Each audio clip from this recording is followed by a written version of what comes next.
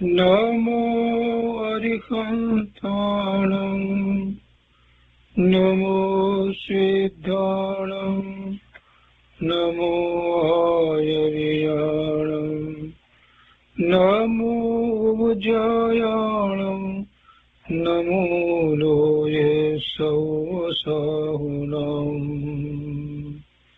અસપંચનમોકારો સર્વપાવપનાશનો મંગલાણં ચ સૌવર્તે પરમં મંગલમ અજ્ઞાનતિમિરંધાનાં જ્ઞાનાંજનશલાકયા ચક્ષુન્મીલિतं येन તસ્મૈ શ્રીગુરુવે નમઃ મુખાદિવ્યાકુક્ષિરત્નં શબ્દજિતવર્યાત્મજં શ્રીરાજચन्द्रयहुं વन्दે તત્વલોચનદાયકં પ્રભુતત્વલોચનદાયકम्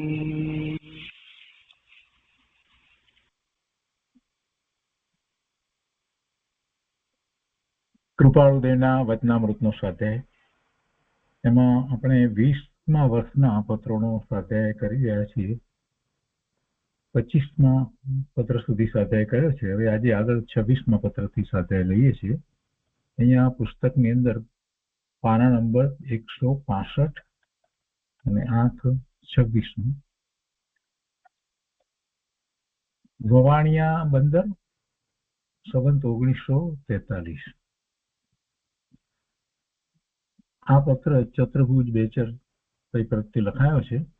કૃપાળુદેવ લખે છે કે શુગ્ન શ્રી ચત્રભુજ બેચર, પત્રનો ઉત્તર નથી લખી શક્યો. તમામ મનની વિચિત્ર દશાને લીધે છે. રોષ કે માન એ બેમાંનું કાંઈ નથી. પેલા એ પત્ર લખ્યો હશે અને કદાચ એમ લખ્યું છે કૃપાળુદેવ ઉપર કે તમને કઈ રોષ થયો છે કે તમને કે કોઈ એવું અભિમાન છે કે શું છે, કેમ પત્રનો જવાબ ન લખ્યો, એવું કંઈક હશે. એટલે એની સ્પષ્ટતા કરતા લખે છે કે જે કઈ વાત છે તે મનની વિચિત્ર દશાને લીધે છે. તમામ બધું મનની વિચિત્ર દશાને લીધે છે. રોષ કે માન એ બેમાંનું કાંઈ નથી. કાંઈક સંસાર ભાવની ગમગીની તો ખરી, એ ઉપરથી આપે કંટાળી જવું ન જોઈએ. ક્ષમા ચાહીએ. વાતનું વિસ્મરણ કરવા વિનંતી છે. એટલે કે વાત ભૂલી જાઓ, એટલે કોઈ મનમાં રાખશો નહીં. અમને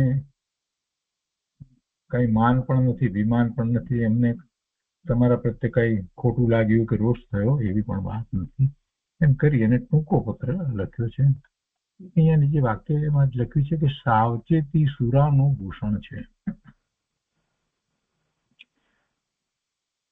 જીનાય નમઃ.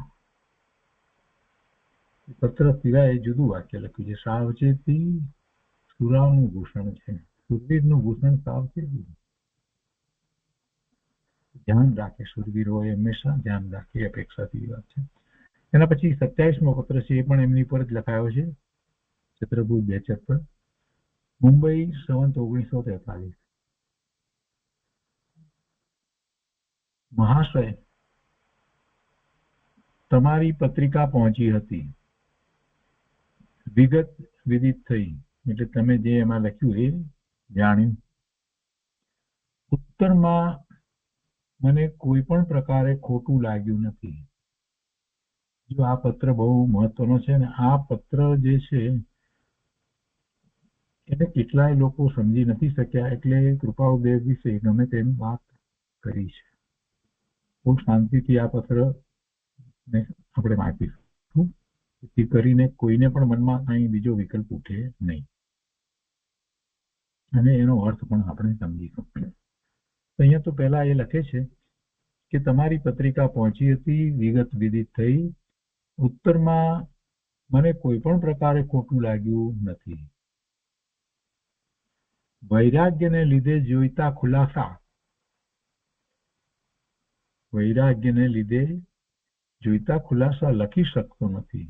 જો કૃપાળુદેવને એવો વૈરાગ્ય વર્તે છે એટલે બધી વસ્તુના ખુલાસા એ લખતા નથી, ટૂંકાણમાં લખે છે. જો કે અન્ય કોઈને તો પહોંચ પણ લખી શકતો નથી. અન્ય કોઈને તો એમના પેલા પત્ર આવ્યા હોય તો એની પહોંચ એટલે કે તમારો પત્ર મળ્યો એ પણ લખી શકતો નથી. કેમ? તો કે વૈરાગ્યને લીધે. એટલે કૃપાળુદેવનો એ વખતે કેવો ભાવ હશે, કેવી મનોદશા હશે એનો ખ્યાલ આવે.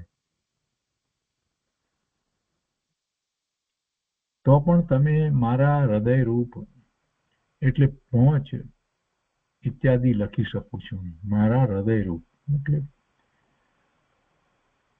પ્રિય, એક રીતે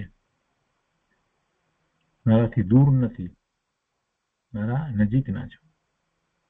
હૃદય રૂપ એટલે પહોંચ ઇત્યાદિ લખી શકું છું. હું કેવળ હૃદય ત્યાગી છું,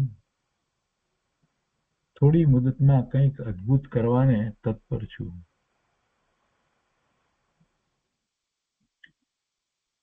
સંસારથી કંટાળ્યો છું. હું કેવળ હૃદય ત્યાગી છું એટલે બીજા વિકલ્પો વગેરે મને રહ્યા નથી. કેવળ હૃદય ત્યાગી છું એવો અર્થ મૂક્યો છે, અને એનો અર્થ અહીંયા હૃદય ખોલીને વાત કરનાર એવો સુધાબેને કર્યો છે, પણ અતિ વિશેષ અર્થ થાય છે. હું કેવળ હૃદય ત્યાગી છું એટલે મન ખોલીને વાત કરવું એ વાત તો ઠીક છે, લાગુ પડે છે અહીંયા, પણ કંઈક વિશેષ વાત છે. કેમ કે આગળ જે બધી વાત આવે છે એ પ્રમાણે જોઈએ તો આપણને એમ લાગે કે એમાં અર્થ ગંભીર છે. થોડી મુદતમાં કંઈક અદ્ભુત કરવાને તત્પર છું, સંસારથી કંટાળ્યો છું. આપણને એમ લાગે કે 20 વર્ષની ઉંમરને એમાં સંસારથી કંટાળી ગયા. સંસારથી કંટાળવા માટે કોઈ ઉંમર હોય? અમુક ઉંમર થાય ત્યારે જ સંસારથી કંટાળી જવું, કે પહેલા પણ કોઈ સંસારથી કંટાળી જાય? 20 વર્ષનો યુવાન સંસારથી કંટાળી ગયો એમ કહે એટલે શું એનો અર્થ સમજવો? એને કોઈ એવા દુઃખ આવી પડ્યા હોય એટલે કહેતા હશે, કે પછી કોઈ બીજું કારણ હશે? કૃપાળુદેવને તો 20 વર્ષની ઉંમર એવા તો કોઈ દુઃખ આવી ગયા ન હતા કે જેથી કંટાળી જવાની વાત હોય, પરંતુ એવી આત્માની રુચિ થઈ હોય અને એટલો વૈરાગ હોય, એવો વૈરાગ આવ્યો હોય એટલે એમ લાગે આ બધો સંસાર અસાર છે અને દ્રષ્ટિ સ્વરૂપની થઈ હોય એટલે પછી સાદા શબ્દમાં એમ લખે કે સંસારથી કંટાળ્યો છું. કોઈક એમ પણ લખે કે મને હવે ભવના ભ્રમણનો થાક લાગ્યો છે, હવે મારે વધુ ભ્રમણ કરવા નથી, એમ પણ લખે. બંનેનો અર્થ એક જ છે. સંસાર ખપતો નથી, સંસાર જોઈતો નથી. તો સંસારમાં એવું તો શું છે કે એવા મહાત્મા પુરુષો, જ્ઞાની પુરુષો સંસાર નથી ગમતો, કડવો ઝેર જેવો લાગે છે? સંસાર વસ્તુ શું છે? સંસાર એટલે આ જગતના પદાર્થો, આ સંયોગો? ના, એ કાંઈ કોઈનો સંસાર નથી, એ સંસાર નથી. સંસાર તો જીવના રાગ દ્વેષના ભાવ છે. સંસાર તો જીવને કર્મના ઉદયો સાથે જોડાઈ અને વિભાવ ભાવે પરિણમવું પડે છે ને, એ એનો સંસાર છે. આપણા બધાનો સંસાર શું છે? તો કે જે કર્મના ઉદય આવે છે એ કર્મના ઉદય જાણે કે મારા વિશે આવ્યા છે, એમાં હું રહ્યો છું, એમ એની સાથે જોડાઈ અને જે આપણે વર્તન કરીએ છીએ એ આપણો સંસાર છે. આ સંસાર આત્માથી ભિન્ન જુદો છે. આ સંસારને અને આત્માને કોઈ સીધો સંબંધ છે જ નહીં. આત્મા નું સ્વરૂપ વિચારીએ, આત્માના અનંત ગુણનો વિચાર કરીએ છીએ તો ખ્યાલ આવે છે કે એમાં કોઈ ગુણ એવો નથી કે જેથી સંસાર ઊભો થાય. અને છતાંય જીવ જ્યારથી છે ત્યારથી અનંત કાળથી અનાદિથી એ સંસાર અવસ્થામાં રહ્યો છે.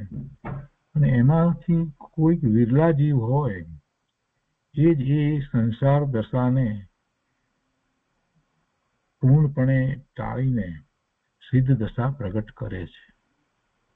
એટલે સંસારથી જે ખરેખર થાક્યા છે, કંટાળી ગયા છે, ભવના ભ્રમણનો જેને ખ્યાલ છે કે આ સંસાર એટલે ભવના ભ્રમણ, ને કોઈ પણ ગતિમાં જાય, કોઈ પણ ભવ કરે એમાં દુઃખ સિવાય બીજું કાંઈ નથી, એવો જેને નિર્ણય થયો હોય એ એમ કહી શકે, એમ લખી શકે કે સંસારથી કંટાળ્યો છું, એવો એને નિર્ણય થયો હોય એ મોક્ષનો અભિલાષી હોય, સાચો મુમુક્ષુ હોય. સંસારથી કંટાળ્યો છું એ વાતનો આપણે વિચાર કરી રહ્યા છીએ. સાચા મુમુક્ષુના મુખે આવી વાત નીકળે, સાચા મોક્ષાર્થીના મુખે આવી વાત આવે. અને જે સમ્યક સન્મુખ થયો છે એને જગતના પદાર્થો પ્રત્યે ઉદાસીનતા આવી છે, એના મુખેથી આવી વાત આવે કે બસ હવે વધુ સંસાર જોઈતો નથી, વધુ ભવ જોઈતા નથી, સંસારથી કંટાળ્યો છું. એક બીજી વાત એમણે લખી છે, થોડી મુદતમાં કંઈક અદ્ભુત કરવાને તત્પર છું, સંસારથી કંટાળ્યો છું. થોડી મુદતમાં કંઈક અદ્ભુત કરવાને તત્પર છું.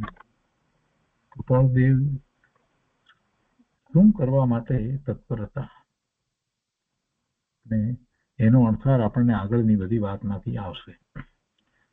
હવે અહીંયા લખે છે, કૃપાળદેવ લખે છે કે હું બીજો મહાવીર છું એમ મને આત્મિક શક્તિ વડે જણાયું છે.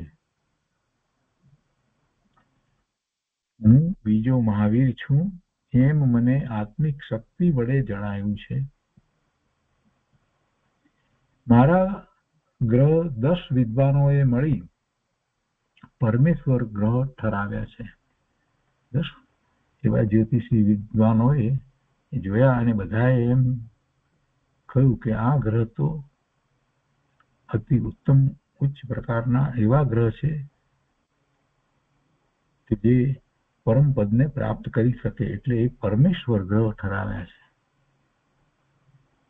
સત્ય કહું છું કે હું સર્વજ્ઞ સમાન સ્થિતિમાં છું, વૈરાગ્યમાં ઝીલું છું.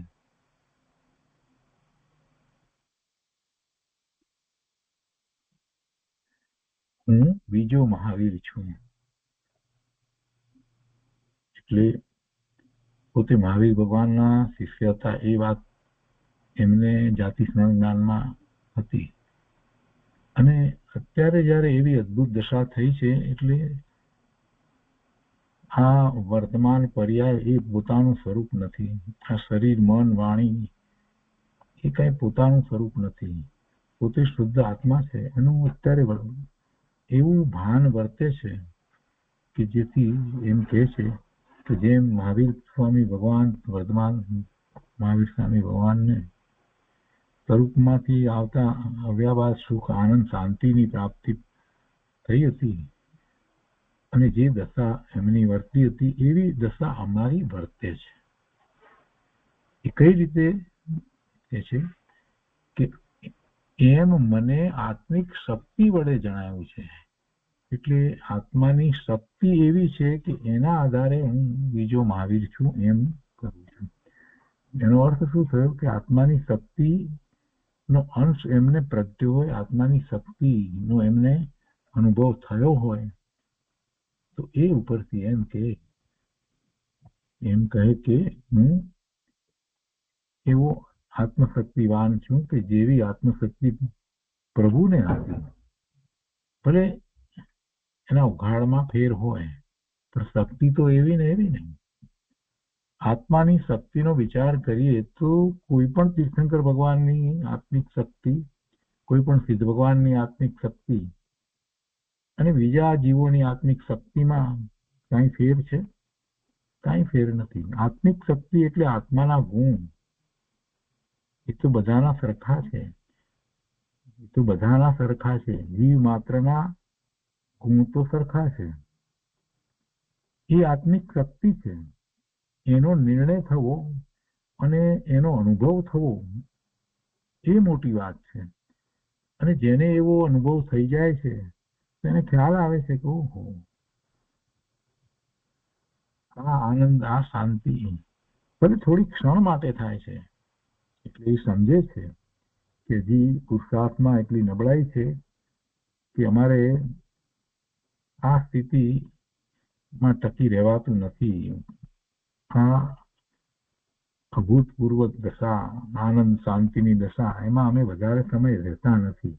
પણ એ તો મૂળ આત્માનું સ્વરૂપ છે, અનંત ગુણનું ભવન છે, જેને અનુસરીને થોડી ક્ષણ માટે એવા પરિણામ થયા છે. અને એમાં ખ્યાલ આવે છે કે આત્માની શક્તિ કેવી છે, અનંત ગુણ કેવી રીતે છે, એને અનુભવ થઈ જાય છે. અને એ જ અપેક્ષાથી આખી વાત કહેવામાં આવી છે. અહીંયા પર્યાય અપેક્ષાથી વાત નથી. આ વાત સમજવી બહુ જરૂરી છે. કેમ કે કેટલાય લોકો સમજ્યા વગર આ વાક્ય છે ને એ બતાવે છે. જુઓ, કૃપાળુદેવને તો કેવું હતું, પોતે પોતાની જાતને મહાવીર માનતા હતા, વગેરે વગેરે વગેરે. પણ એ તો દ્રવ્ય અપેક્ષા એ આખી વાત છે. અહીંયા કોઈ પર્યાયની, વર્તમાન પર્યાયની વાત નથી. હું બીજો મહાવીર છું. દ્રવ્ય અપેક્ષાએ કૃપાળુદેવની એ વાતમાં કોઈ વિરોધ આવે છે? કોઈ વિરોધ નથી આવતો. એવું ભગવાન વર્તમાન મહાવીર સ્વામીનું સ્વરૂપ, એવું જ સ્વરૂપ બધાનું છે. અને અહીંયા તો એવા સ્વરૂપનો અનુભવ થયો છે, એવી આત્મિક શક્તિનો અંશ પ્રગટ્યો છે. એટલે કૃપાળુદેવ એમ લખે છે ને કે હું બીજો મહાવીર છું, એમ મને આત્મિક શક્તિ વડે જણાયું છે. સમજતી વાત નથી કરી. આત્મિક શક્તિનો અનુભવ થયો છે એટલે જણાયું છે કે આવી શક્તિ, અનંત શક્તિનું એક રૂપ એવું પોતાને અનુભવમાં આવવું, બસ એટલે એમ કહ્યું છે. અને એ સિવાય બીજી વાત તો વધારાની લખી છે કે જ્યોતિષ અપેક્ષાએ કોઈ 10 વિદ્વાનો જ્યોતિષના એવા એમને ગ્રહો જોઈ અને એમ કહ્યું કે આવા ગ્રહો તો કે પરમેશ્વરના હોય, એટલે પરમેશ્વર ગ્રહ કરાવ્યા છે. કે છે કે સત્ય કહું છું કે હું સર્વજ્ઞ સમાન સ્થિતિમાં છું, વૈરાગમાં જીલું છું. જો અહીંયા પણ સર્વજ્ઞ સમાન સ્થિતિમાં છું એનો અર્થ એવો ન કરવો કે પોતે તીર્થંકર થયા છે, 13મું ગુણસ્થાન છે, એવો અર્થ નથી થતો. કેવળ થયા છે એવો અર્થ નથી થતો. સ્થિતિમાં છું એટલે પોતે એવું પોતાનું જે સ્વરૂપ જે છે એ સ્વરૂપની અપેક્ષાથી વાત કરે છે કે એ સ્વરૂપ તો એવી જ સ્થિતિમાં છે, એવી સ્થિતિમાં છે એટલે એમાં તો અનંત ગુણોનું ભવન જે ચાલી રહ્યું છે, જેને આપણે કારણ શુદ્ધ પર્યાય કહીએ છીએ, તો એ તો એવું જ છે. સર્વજ્ઞ સમાન સ્થિતિમાં છે, એ પરિણમન તો એવું જ છે. અને સાથે વધારામાં બીજી વાત શું છે કે એવી સ્થિતિમાં કેવું છે એટલે કે એનો જ એ અનુભવ કરે છે પોતે, એમ સર્વજ્ઞ સમાન સ્થિતિમાં છું એમ કેવું છે. સર્વજ્ઞતા પ્રગટી છે એમ અહીંયા નથી કહ્યું. અને બીજી વાત લીધી કે વૈરાગ્યમાં જીવું છું, વૈરાગમાં જ રહ્યો છું.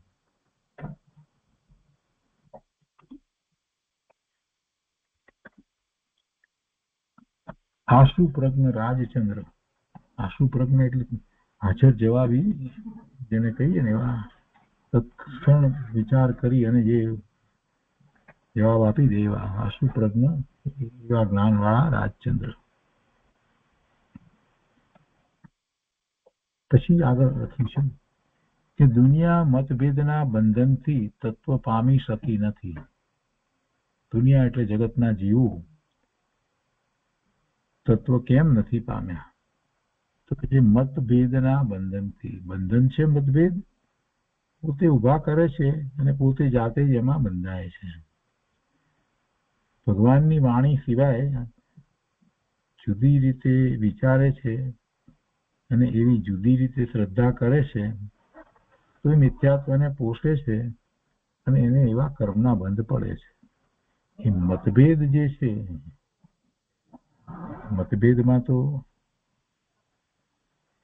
જે સાચો મત જે છે એના સિવાય બીજી વાત હોય. જે સાચો મત છે, સત્ય મત છે, જે દિનેશ્વર ભગવાનની વાણી છે, એમાં મતભેદ પડી શકે નહીં. એમાં મતભેદ પડી શકે નહીં. એમાં કોઈને મતભેદ પડવાનું કારણ દેખાતું હોય તો એ એની ભૂલ છે. પણ ભગવાનની વાણી તો સ્યાદવાદ મુદ્રિત વાણી છે. અનેકાંત દ્વારા વસ્તુ સ્વરૂપને સ્પષ્ટ કરવામાં આવ્યું છે. તો એમાં શું મતભેદ પડે? કાંઈ મતભેદ પડવા જેવી વાત જ નથી. દુનિયા મતભેદના બંધનથી તત્વ પામી શકી નથી. પણ એ રાગ દ્વેષમાં રહ્યો છે, નિત્યાત્વ સહિત પોતાની મતિ કલ્પનાએ ભગવાનની વાણીના પણ અર્થ કરે છે. એટલે પછી તત્વ ક્યાંથી પામે? સત્ય સુખ અને સત્ય આનંદ એ આમાં નથી. એટલે આ દુનિયામાં નથી. એટલે જગતના જીવોમાં સાચા સુખ અને સાચા આનંદની પ્રાપ્તિ નથી. એ જગતના જીવો વિશે એ જોવામાં આવતું નથી. તો તે સ્થાપન થવા એક ખરો ધર્મ ચલાવવા માટે આત્માએ ઝંપલાવ્યું છે. સાચું સુખ અને સાચા આનંદની પ્રાપ્તિ શું કૃપાળુદેવ બધાને કરાવી દેવાના હશે એટલે આમ વાત લખી હશે? ના, એવો અર્થ નથી થતો. વાત તો એમ છે કે જીવોને આવો તત્વનો અભ્યાસ નથી, સાચા તત્વની શ્રદ્ધા નથી, એટલે એમને સત્ય નથી, સત્ય જાણ્યું નથી, સત્ય આચર્યું નથી અને સુખની અનુભૂતિ નથી. સત્ય સુખ, સાચા સુખની અનુભૂતિ નથી અને સાચો આનંદ, સત્ય આનંદ, સાચો આનંદ એ પણ નથી.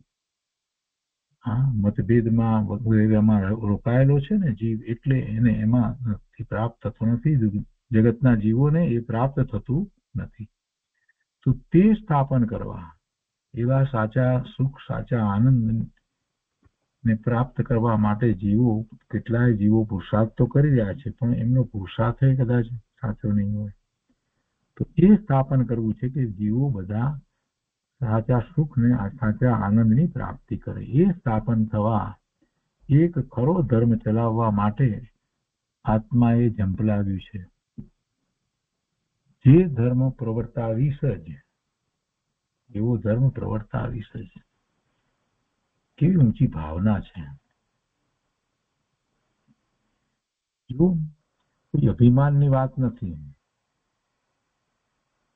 પોતાને જયારે એવી ઉત્કૃષ્ટ વસ્તુની અનુભૂતિ થઈ છે ને, તો અંદરમાંથી એમ થાય છે કે બધાને આ પ્રાપ્ત થાય તો સારું. બસ બધાને હવે પ્રાપ્ત કરાવવા માટે થઈ અને એમને જે વિકલ્પ ઉઠ્યો છે એ વાત અહીંયા તો કરી છે કે બધાને એ પ્રાપ્ત થાય. આમાં કોઈ અભિમાનની વાત નથી. આગળ લખે છે કે મહાવીરે તેના સમયમાં મારો ધર્મ કેટલાક અંશે ચાલતો કર્યો હતો. હવે તેવા પુરુષોના માર્ગને ગ્રહણ કરી શ્રેષ્ઠ ધર્મ સ્થાપન કરીશ. જો મહાવીર સ્વામી ભગવાનની વાણી, જીનવાણી, એમાં તો પરમ સત્ય પૂરેપૂરું પ્રકાશ્યું. પણ પોતે મહાવીર સ્વામી ભગવાનના શિષ્ય હતા, એટલે એમના સમયમાં એમની વાણી સાંભળી અને કૃપાળુદેવના જીવને એ વખતે ધર્મ પ્રકાશ થયો હતો એ વાત આમાં તો કહેવી છે. એટલે એમ મહાવીરે તેના સમયમાં મારો ધર્મ કેટલાક અંશે ચાલતો કર્યો હતો. એટલે મને એવી સાચા ધર્મની પ્રાપ્તિ થઈ હતી. મારામાં એ બીજ રોપાયા હતા, એવો અર્થ છે. કોને કારણે કોને કર્યું હતું? એ તો કે મહાવીર સ્વામી ભગવાને કર્યું હતું.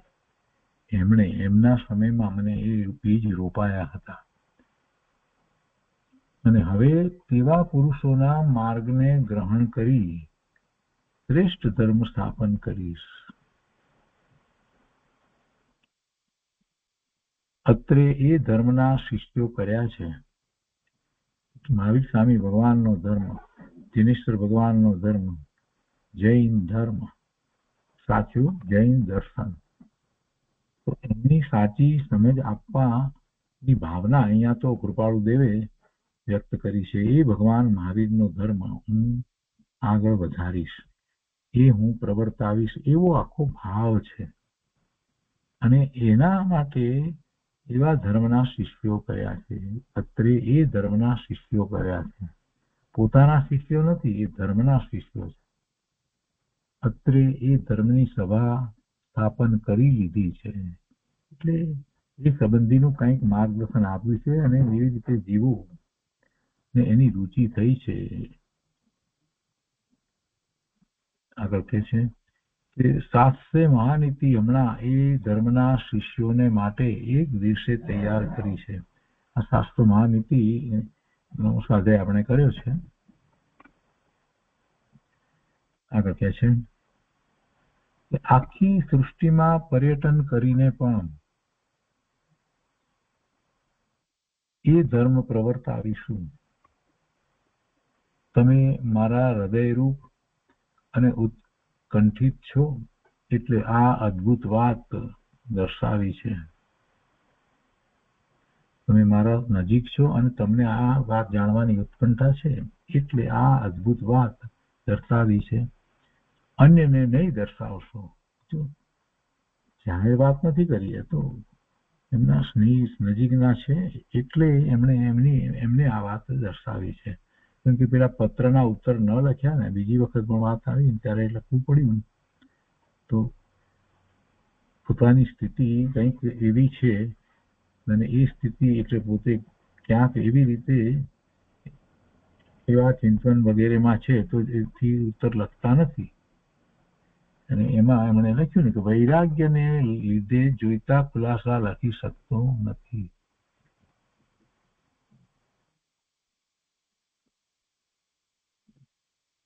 અને બીજી વાત અહીંયા એ પણ લખી હતી ને કે હું કંઈક કરી રહ્યો છું, એમ કે હું થોડી મુદતમાં કંઈક અદભુત કરવાને તત્પર છું, સંસારથી કંટાળ્યો છું. આ વાત લીધી ને પછી એ વાત લીધી એટલે એની વાતને જે અહીંયા આગળ વધારી છે. હવે એવી એમની દશા છે. એ દશાને આપણે જરાક નજર સમક્ષ લાવી અને પછી આ વાંચીએ તો આપણને ખ્યાલ આવે કે કૃપાળુદેવ શું કહેવા માંગે છે, શેની વાત છે. બીજા મહાવીરની વાતને સમજ્યા વગર આમ જ એક જ વાક્ય પકડી અને કેટલાય લોકો એવી ખોટી રીતે કૃપાળુદેવની ટીકા વગેરે કરે છે કે પોતાની જાતને મહાવીર માનતા હતા. સમજ્યા વગરની વાતો બધી છે. એટલે આપણે એનો વિસ્તાર કરી રહ્યા છીએ. અહીંયા કહે છે કે આખી સૃષ્ટિમાં પર્યટન કરીને પણ એ ધર્મ પ્રવર્તાવીશું. તમે મારા હૃદયરૂપ અને ઉત્કંઠિત છો એટલે આ અદ્ભુત વાત દર્શાવી છે, અન્યને નહીં દર્શાવશો. હવે કે છે તમારા ગ્રહ મને અહીં વળતી એ બીડી દેશો. એટલે વળતી ટપાલે તમે તમારા ગ્રહો એટલે જન્મ કુંડળી એ મને મોકલી દેશો. મને આશા છે કે તે ધર્મ પ્રવર્તાવવામાં તમે મને ઘણા સહાયક થઈ પડશો. મહાવીર સ્વામીનો ધર્મ પ્રવર્તાવવામાં તમે મને સહાયક થઈ પડશો અને મારા મહાન શિષ્યોમાં તમે અગ્રેસરતા ભોગવશો. તમારી શક્તિ અદ્ભુત હોવાથી આવા વિચાર લખતા હું અટક્યો નથી. હમણાં જે શિષ્યો કર્યા છે તેને સંસાર ત્યાગવાનું કહીએ ત્યારે ખુશીથી ત્યાગે એમ છે. હમણાં પણ તેઓની ના નથી. સંસાર ત્યાગવાની બાબતમાં હમણાં પણ એ જે શિષ્યો કર્યા છે તો એમની ના નથી. ના આપણી છે. એટલે કૃપાળુ દેવે હમણાં એમને સંસાર ત્યાગવા માટેની વાત નથી કરી. એટલે નહીતર એ શિષ્યો તો એવા છે, એ મોક્ષના અભિલાષી છે.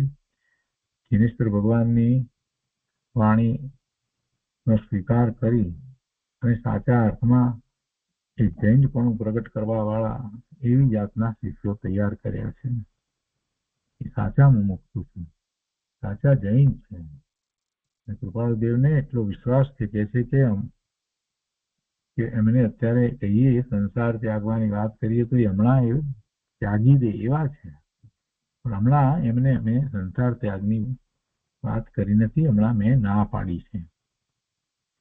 હમણાં તો 100-200 ચોતરફથી તૈયાર રાખવા કે જેથી શક્તિ અદભુત હોય, જેની શક્તિ અદભુત હોય. અત્યારે તો એવા શિષ્યો રાખ્યા છે કે જેની શક્તિ અદભુત હોય. બધાને આ વાત નથી કરી. જે ખરેખર આ વાતને સમજી સ્વીકારી અને અનુસરે એવા જીવો, જેને સાચી રુચિ હોય એવા જીવો, જેને ભવના ભ્રમણનો થાક લાગ્યો હોય એવા જીવો, જેમને કૃપાળુ દેવની વાત 100% સાચી લાગતી હોય, એમની આજ્ઞામાં રહેવા માંગતા હોય એવા જીવો છે. એટલે એ રીતે આખી વાત છે કે હમણાં તો 100-200 તરફથી તૈયાર રાખવા કે જેની શક્તિ અદભુત હોય.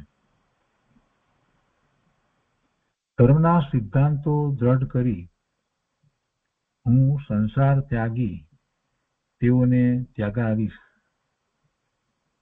હું સંસાર ત્યાગીશ અને એ લોકોને પણ ત્યાગ માટેનું અનુમોદન આપીશ, ત્યાગ કરાવીશ.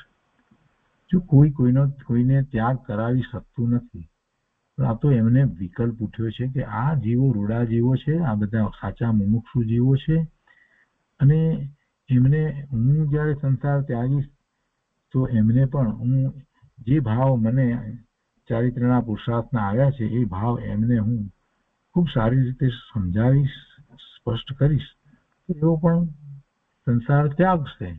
આ એ વાતને અહીંયા આ રીતે લખી છે. ધર્મના સિદ્ધાંતો દ્રઢ કરી, એમને વાત નથી કરી. ધર્મના સિદ્ધાંતો દ્રઢ કરી, પોતે દ્રઢ કરે છે અને પછી હું સંસાર ત્યાગી અને એમ કરી અને પછી પેલા જે છે એમને પણ એ જ માર્ગ બતાવીશ. એટલે એ પણ એ લોકો પણ બધા સંસારનો ત્યાગ કરશે, તેઓને ત્યાગાવીશ. કદાપી હું પરાક્રમ ખાતર થોડો સમય નહીં ત્યાગું તો પણ તેઓને ત્યાગ આપીશ. સર્વ પ્રકારથી હું સર્વજ્ઞ સમાન અત્યારે થઈ ચૂક્યો છું એમ કહું તો ચાલે. સર્વ પ્રકારથી હું સર્વજ્ઞ સમાન અત્યારે થઈ ચૂક્યો છું એમ કહું તો ચાલે.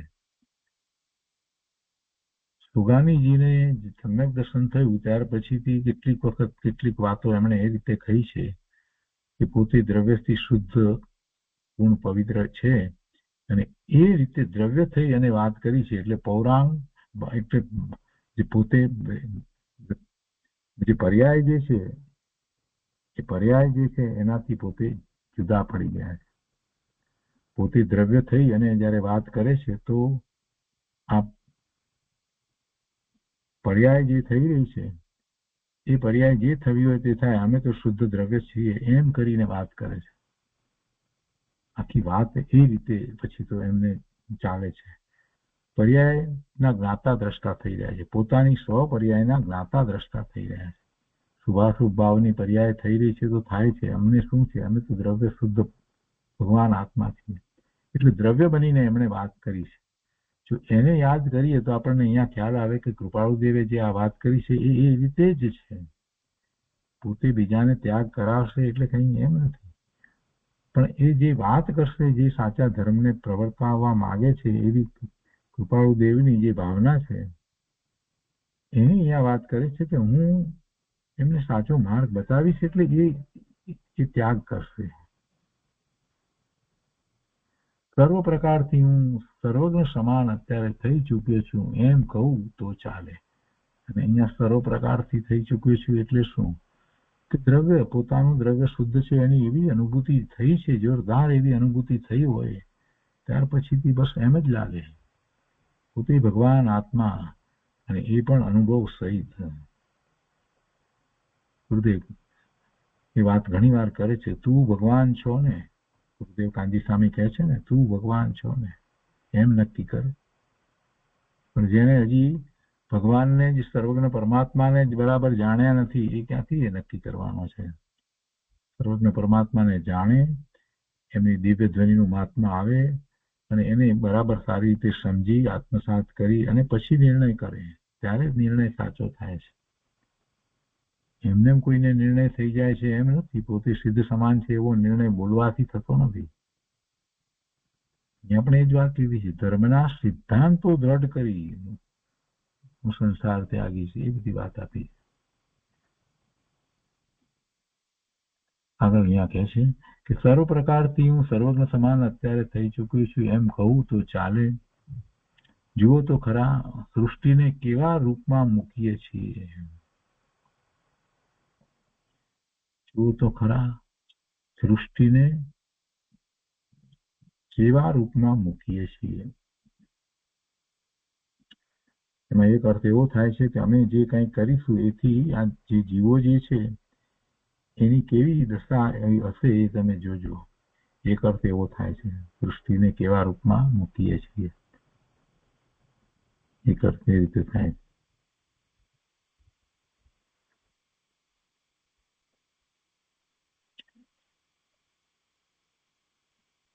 બીજો અર્થ એવો થાય છે કે અમે સર્વસંગ પરિત્યાગ કરીએ છીએ, એટલે સૃષ્ટિને કેવા રૂપમાં મૂકીએ છીએ એટલે છોડીએ છીએ, એમ જયારે લઈએ ત્યારે એમ થાય. એવું છે, એવું જગતનું સ્વરૂપ છે અને અમે એને છોડીએ છીએ. પણ અહીંયા પહેલો અર્થ વધારે બેસે છે, સૃષ્ટિને કેવા રૂપમાં મૂકીએ છીએ એટલે પોતાને અત્યારે છે ને અદ્ભુત કાર્ય કરવાનો વિકલ્પ જે ઉઠ્યો છે ને, એટલે એ અપેક્ષાથી એમ અર્થ થાય. પત્રમાં વધારે શું જણાવવું, રૂબરૂમાં લાખો વિચાર દર્શાવવાના છે. સઘળું સારું જ થશે મારા પ્રિય મહાશય, એમ જ માનો. ને પછી છેલ્લે વાત લખે છે કે હર્ષિત થઈ વળતી એટલે વળતી ટપાલે ઉત્તર લખો, વાતને સાગર રૂપ થઈ રક્ષા આપશો. સાગરમાં બધું સમાઈ જાય એમ, એવી રીતે તમે આ વાતને તમારા અંતરમાં રાખજો, ક્યાંય બહાર વાત કરશો નહીં. તો અત્યારે અમારી આવી દશા વર્તે છે અને આવા વિકલ્પો ઉઠ્યા છે એ અમે જણાવ્યા છે. ત્યારે પોતાને એવી અનુભૂતિ થઈ છે અને એ અનુભૂતિ થઈ છે તો અંદરમાંથી પાછો સાથે ને સાથે એટલો કરુણાનો ભાવ પણ આવ્યો છે કે હું બધા જીવો આ વસ્તુને પ્રાપ્ત કરે, એટલે એ આખી વાત આમાં આવી જાય છે. એ આખી વાત એ રીતે આવી જાય છે.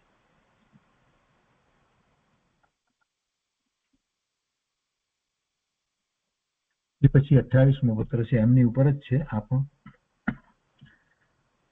ચતુર્ભુજ બેચર પર પત્ર છે, મુંબઈ બંદર, સોમવાર, સંવત 1943.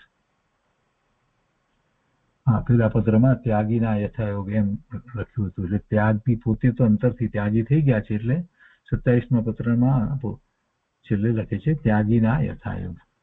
અહીં 28મો પત્ર પણ એમની ઉપર જ ચતુર્ભુજ બેચર લખ્યો છે, મુંબઈ બંદર, સોમવાર, સંવત 1943. તિથિ લખી નથી. કૃપાળુદેવ લખે છે કે પ્રિય મહાશય, રજિસ્ટર પત્ર જન્મગ્રહ પહોંચ્યા છે, એટલે પેલા રજિસ્ટરથી એમની જન્મકુંડળી મોકલી છે તે કૃપાળુદેવને મળી. હજી મારા દર્શનને જગતમાં પ્રવર્તન કરવાને કેટલોક વખત છે. હજી હું સંસારમાં તમારી ધારેલી કરતા વધારે મુદત રહેવાનો છું. એ વાત છે. હજી મારા દર્શનને જગતમાં પ્રવર્તન કરવાનો કેટલો વખત છે. એટલે જે વાત લખી હતી ને એવી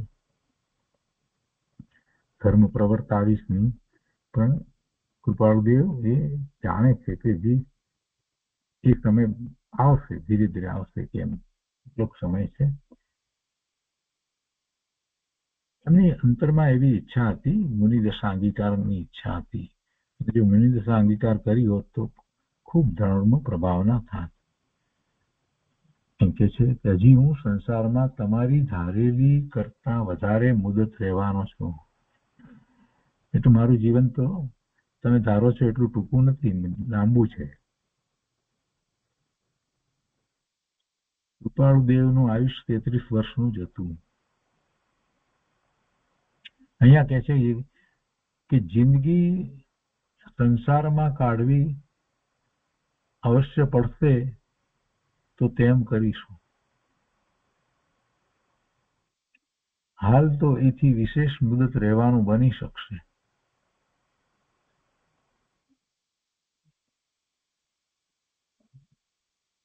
જિંદગી સંસારમાં કાઢવી અવશ્ય પડશે તો તેમ કરીશું. એવું કંઈક થશે તો એવી રીતે રહીશું.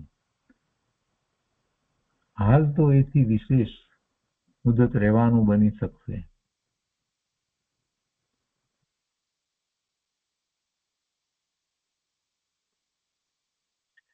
એટલે એથી વિશેષ મુદત રહેવાનું બની શકશે. એથી વિશેષ મુદત એટલે શેનાથી વિશેષ મુદત?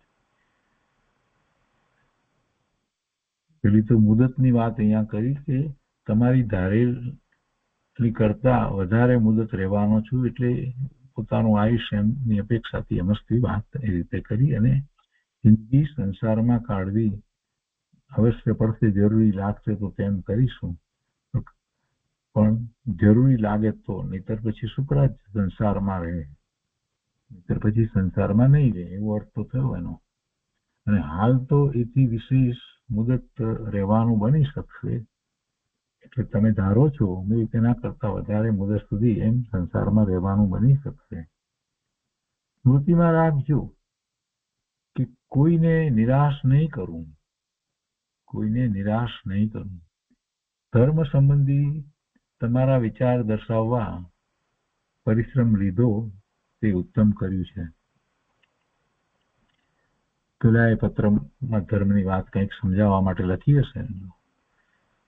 કોઈ પ્રકારથી અડચણ નહીં આવે. પંચમ કાળમાં પ્રવર્તન કરવામાં જે ચમત્કારો જોઈએ તે એકત્ર છે અને થતા જાય છે. કૃપાળુદેવ પાસે એવી કોઈ ચમત્કારી વિદ્યા એમ ન હતું, પણ એટલી શુદ્ધિ હતી, અને એને કારણે કેટલીક એવી લબ્ધિ વગેરે પણ કંઈક હતું. કેટલું બધું એ જાણી શકતા હતા. પહેલેથી એ વ્યક્તિને જોયા વિના પણ કેટલીક વાત એના વિશે જાણી શકતા હતા. આ બધું હતું, એમને સહજ હતું. અહીંયા કહે છે કે સ્મૃતિમાં રાખજો કે કોઈને નિરાશ નહીં કરવું. એટલે હું આ એકદમ આમ છોડીને ચાલ્યો જઈશ એવું નહીં થાય. બધાને છોડીને ચાલે જઈશ એકાંતમાં, એવું કંઈ નહીં થાય. કોઈ એને કારણે બધાને નિરાશા વ્યાપી જાય એવું કંઈ નહીં થાય. મારું કાર્ય મારી જવાબદારી જે છે એને હું બરાબર નિભાવીશ, એવું આપે એમાં બતાવવો છે. ધર્મ સંબંધી તમારા વિચાર દર્શાવવા પરિશ્રમ લીધો તે ઉત્તમ કર્યું છે. કોઈ પ્રકારથી અડચણ નહીં આવે.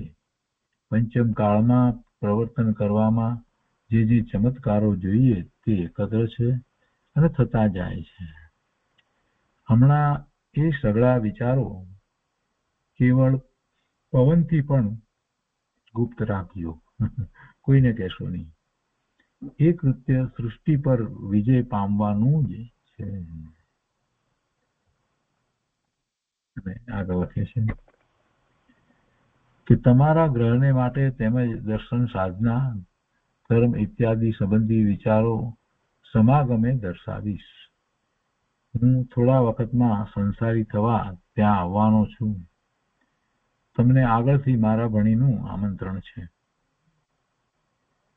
વધારે લખવાની રૂઢી આદત નહીં હોવાથી પત્રિકા સ્વયં કુશળ અને શુક્લ પ્રેમ જાહી પૂર્ણ કરું છું. લિખિતન રાયચંદ્ર.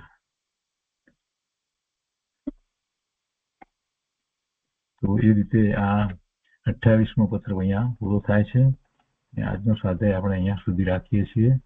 હવે આ 20મા વર્ષના પત્રો પૂરા થયા પછીથી આવતા વર્ષ સ્વાધ્યાયથી આપણે વર્ષ 21ના પત્રો શરૂ કરીશું.